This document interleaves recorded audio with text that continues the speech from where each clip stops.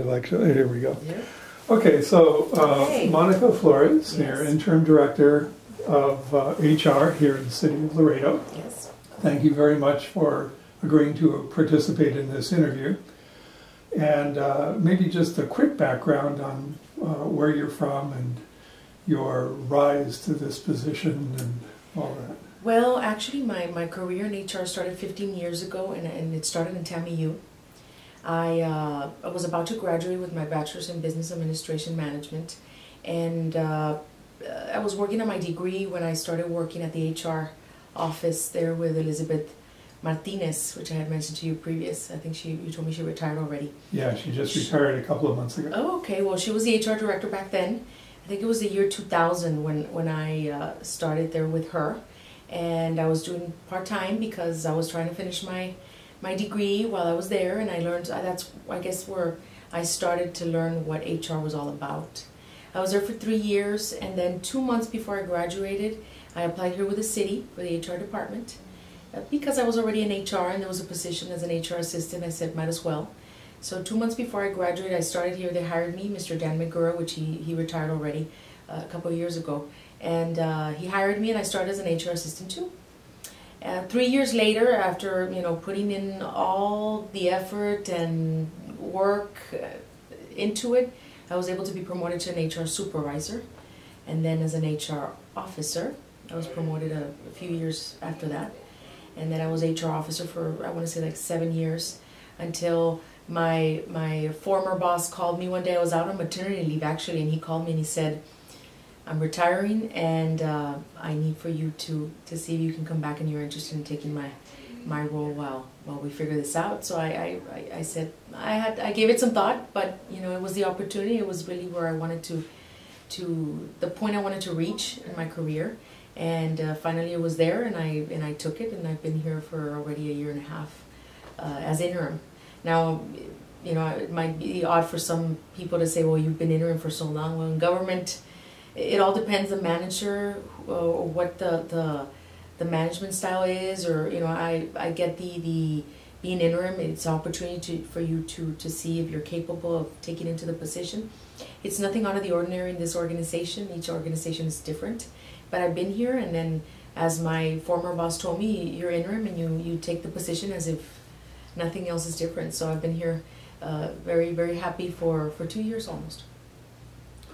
Very good. Well, so you've had some obviously deep experience, and you've risen through the ranks and Yes. Developed that way, which is good. I happen to believe that organizations should really grow their own talent whenever possible. Yes. So you're a testament to that, I believe. Yes.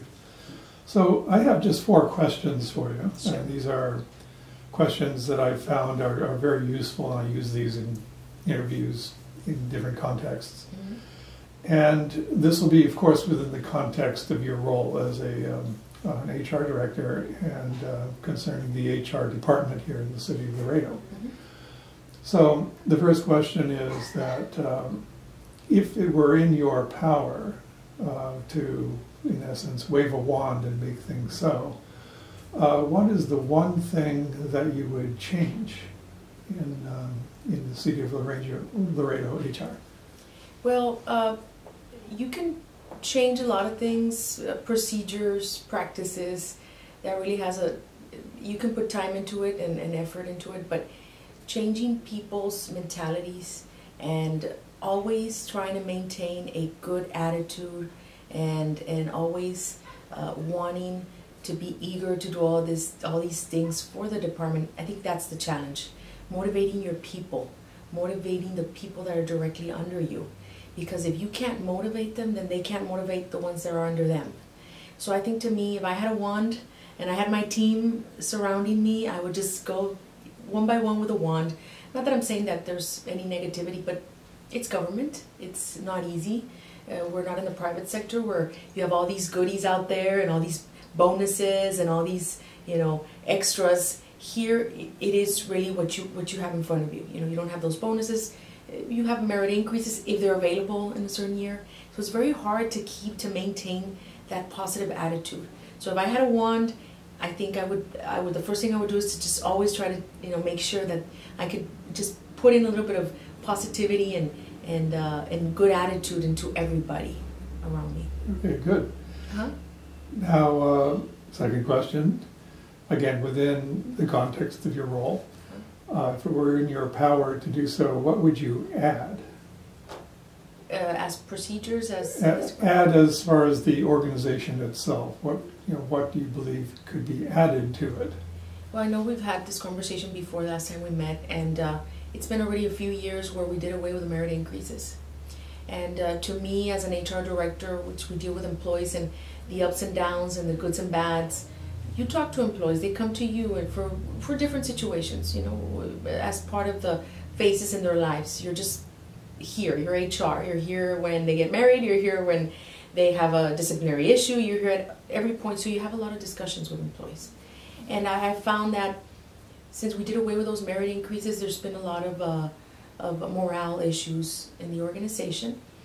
Why they were removed, it was a budget situation, which a decision had to be made, and we had to do away with them, and not for any wrong reasons. It was just the decision that had to be made financially.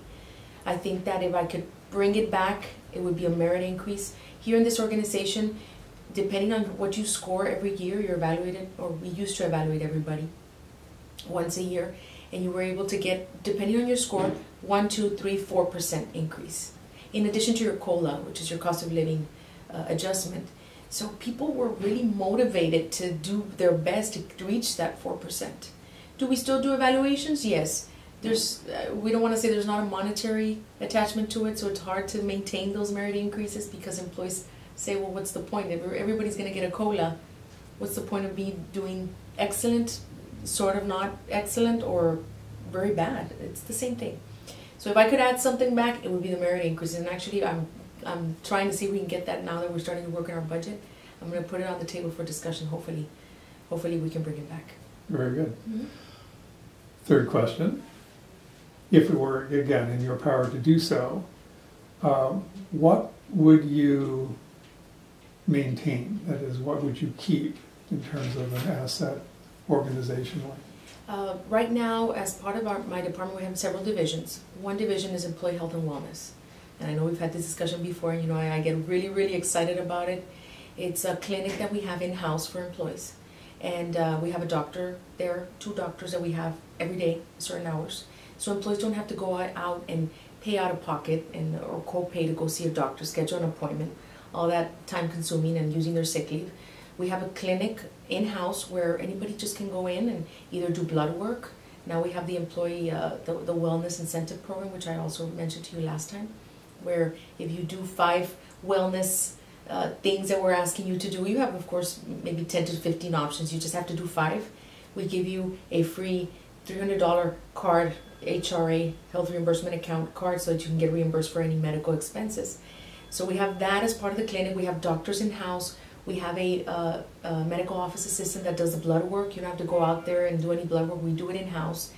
We take care of also the EAP side of the employees, which is the Employee Assistance Program for any type of personal issues, psychological issues that are also part of the workforce. So, we can't hide it. Things happen. And I think the feedback that I've heard is very positive. Employees are happy. We don't require them to punch out when they go to the clinic. It's while you're working. Of course, everything is monitored and make sure that nothing is not used the way it's supposed to be used. But I think it's really helped the morale for employees because it's the employer putting something out there to make sure they're well. We also include their dependents sometimes when we have different functions on the wellness side with the clinic. For example, sometimes we bring in mammogram machines to the workplace so that they don't have to go as part of the wellness, as part of the clinic. And we allow their dependents, their spouses, to come in and also take advantage. So I think that is something that I would never want to let go of. It's an investment, but it has a long-term effect and a very positive effect towards employees. I see, very good. Mm-hmm. Fourth question. What is the one thing within the HR range of services that you would get rid of? That I would get rid of? Well, that's a hard question. I've... That's why it's the last one. Yes, of course. Well, I've had different encounters with my different divisions and different things, and I would always try to think, what if? You know, recently we had a meeting with our consultant for our risk management division, and currently we have a company that they really we're self-funded on our risk management. We're not fully insured, so we have to pay our claims for any workers' comp, all that stuff.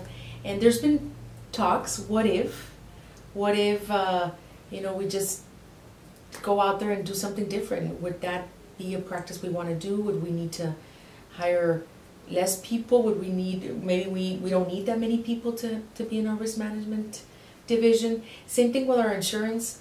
We handle our claims, our regular health insurance. What if, you know, what if we were to be fully insured with our medical? You know, the company would take all the liability, and we would just, you know, really pay the whatever the price tag is every month or every whatever time that we have to pay. And we don't have to deal with looking at the claims and analyzing the claims and what do we need to do to maintain the claims at a certain level that they don't spike up, you know, stop loss, all those things that we have to pay in addition. But then you look at the pros and cons and you say, do I really want to go there? Because then the insurance company is going to really charge me whatever they want versus me trying to come up with other things like the clinic and things to maintain my costs at a certain level where maybe it wouldn't be a good idea. So there's not it's not a black and white answer. I think that you're constantly looking at the what ifs. What if we were to move towards this direction? You know, what if we wouldn't have to do this? But then you look at the pros and cons and you say, okay, maybe this is not the time, maybe this is the time. And it could be also internal things. Right now the city, for example, going back to my risk management fund pays for all the claims for whatever department. Of course, we have civil service, which is police and fire. That's where we get most of our claims. You know, accidents, that type of liability that they're out there, you know, the police officers especially, car accidents, that type of thing. So internally, we've always discussed, well, what if we start charging the departments for their own situations? That way, hey, if police department has really high, it's costing us a lot in claims, in accident, maybe they need to pay the risk fund. What if? Well, yes, but then we have certain funds that are general funds, some are not. Risk management is not a general fund. So you say, is it a good idea? Is it not? You know, would it be good? Would we eventually be able to lower the costs, or would there be less accidents? But at the same time, I think, well, we're responsible as risk management to provide training to those officers, to make sure we do preventive training. So there's always what ifs, Dr. Dolan. It's not a black and white on this one. I think that there's a reason why we're responsible for all the functions we're responsible. As much as you want to let go of certain things, you're just sucked right back in, because HR is really part of, there's a little bit of HR everywhere. Every department you go, every dealing with every employee, there's always a part of HR. So you just have to look at the pros and cons of it. All right. Okay? Okay, good. One thing I maybe neglected to do on the front end, which is have you describe basically the magnitude of the HR department here in the city of Laredo, because we're an online program. Some of our people are outside of Laredo. They may not be familiar with the size of the city and the workforce that you're overseeing. Also, of course, people within Laredo are sometimes not all that aware as well. So perhaps you could describe. Thank you. Yes, I can go on for this one. So you stop me if I need to stop. But HR, since my experience with it, is it's always been a behind-the-scenes department. No one knows a lot about it, but I consider it, I've been asked before, to me it's like a maze of different functions. For example, here in the city of Laredo, this department that I manage, we have several divisions. We have the payroll division, we have the health and benefits division, we have, of course, administration, which is the one I'm in myself. I have risk management. I have training, recruitment, and employee relations division. I have an employee wellness division. I have a civil service and retirement division. So it's a complicated, it's like a maze, you know, but all my divisions have something to do with each other. I can't treat them as separate, because at one point there's just interaction that has to go on. If somebody retires, then the retirement division has to do with somebody over here with administration when they come and do an exit interview. You know, the administration has to be in contact with retirement because we need to know, hey, somebody's leaving. Oh yes, okay, we need to do an exit interview. Payroll, of course, last check that we need to pay out. You know, risk management. Are there anything pending? Was this person injured at some point where we need to make sure we monitor that as well? So yes, we have several divisions in the department, and we service, really right now, we're close to 2,500 employees in the city of Laredo. We have all the departments of the city. We have police and fire, which are very, very big departments. And we serve all of these employees, this department. We handle all their paychecks, you know, their payroll, what they get paid, what they don't, their deductions. We make sure that they're enrolled in the insurance. We make sure that make sure that they're aware of the benefits that we have in our wellness clinic. Or in the future, if they have an accident, we need to make sure we monitor through risk management in conjunction with the clinic to make sure, you know, we have different policies that we have to enforce, like our return to work policy, which an employee can be out for no more than 260 days for either a personal or work-related injury. That several of my divisions have to make sure that we maintain that. But at the same time, there's different policies for police and fire versus regular employees. They're a separate, whole different world that are in a different law that we have to abide by, you know, which is Civil Service, Chapter 143. And we need to make sure that we look at that very closely. Now, in other departments in the city, we work very closely with finance. It's always a you know, different perspective with finance because they're the numbers people, and we're the people, and always trying to maintain that balance for them to understand us and us to understand them.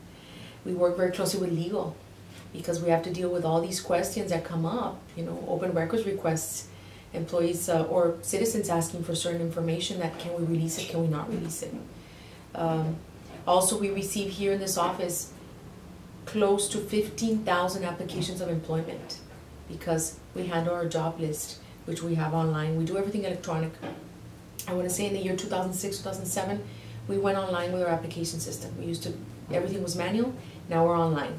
So it's been already a few years, but still I have to have staff look at each application individually, make sure they meet the minimum requirements, make sure that we abide by federal guidelines, EEOC, making sure that, you know, they meet the minimum criteria. We have a position open for certain days, and from there refer only the qualified ones or the ones that meet the minimum requirements to the different departments that are have these vacancies. And it's a lot of work, and people that are detail-oriented, that understand what confidentiality is, very important, ethics.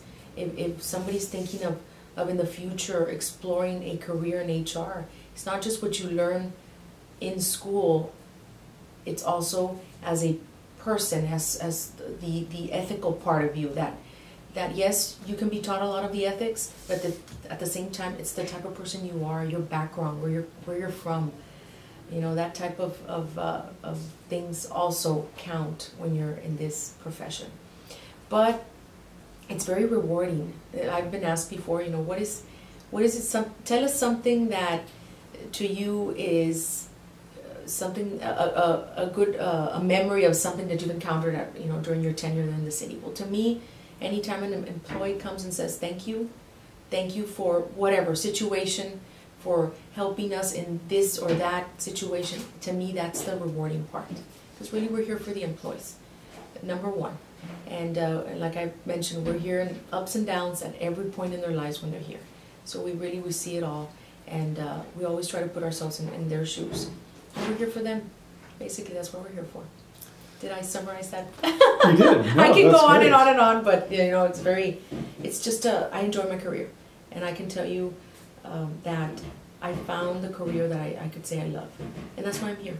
That's why I'm here. Well, that's a good place to wrap up. I appreciate your time and effort on this. Thank you. Thank you for inviting me.